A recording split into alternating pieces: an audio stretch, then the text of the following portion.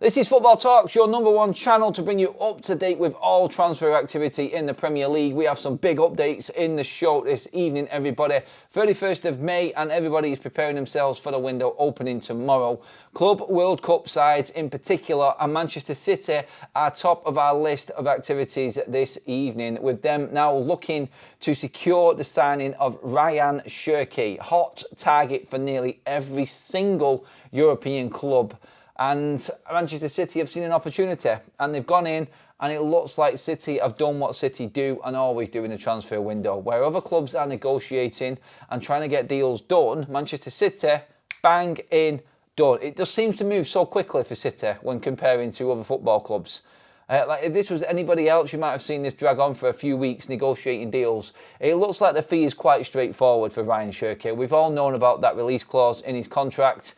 He can leave for approximately 20 million quid.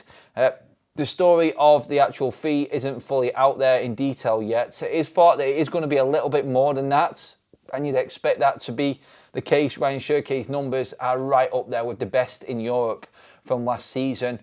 He announced that he was leaving Lyon in his last game for Lyon and the back end of Ligue 1 and the last weekend's fixtures, and it looks like Manchester City and Pep Guardiola have made their move. There were some issues in the beginning. He was uncertain about moving to Manchester City. He had reservations about moving and where he would fit into the side. Apparently now Pep Guardiola has spoken to Rayan Cherki, has spoken to representatives, and this is moving fast. And we can see this deal being over the line, signed, sealed and delivered, done and dusted in the first week of June. Obviously, tomorrow the window opens. We can expect Rayan Cherki to be in a Manchester City shirt, ready to go for the Club World Cup by all accounts. And I think this is going to be another fantastic signing. I hate to say it, but this actually is a perfect signing for Manchester City.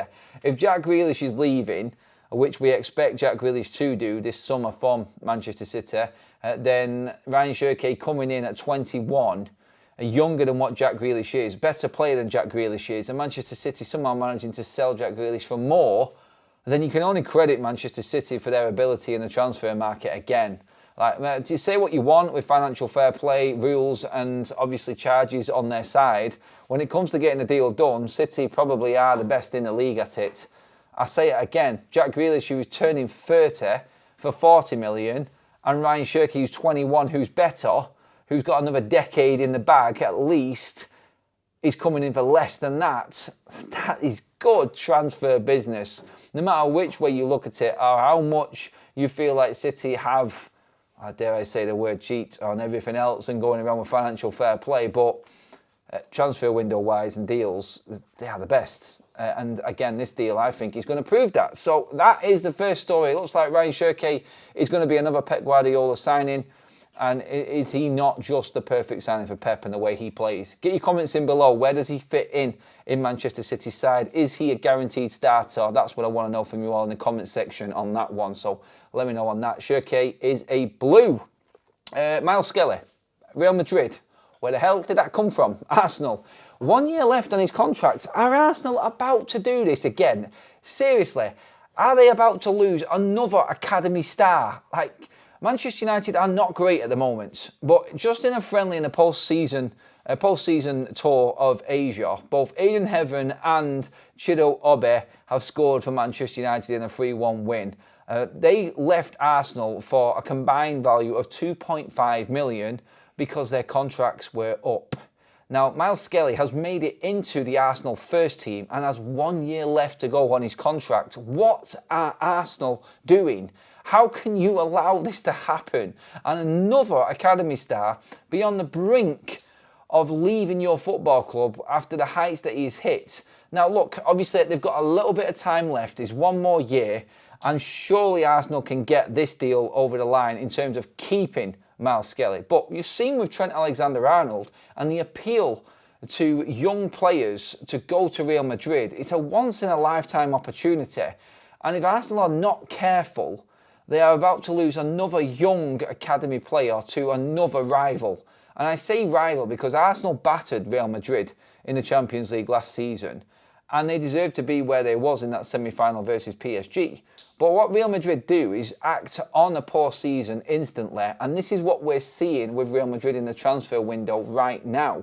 We've already seen Dean Howson from Bournemouth, a Premier League player, gone and in to Los Blancos. Then you're looking at Trent Alexander-Arnold in at Real Madrid, done. Even compensation paid on a player that is a free agent because they want him in. They act like a football club. When it comes to getting deals done, again, like City, it's all about the football. And get the player in, get him competing in the competition they want him competing in as soon as possible. And that's Real Madrid.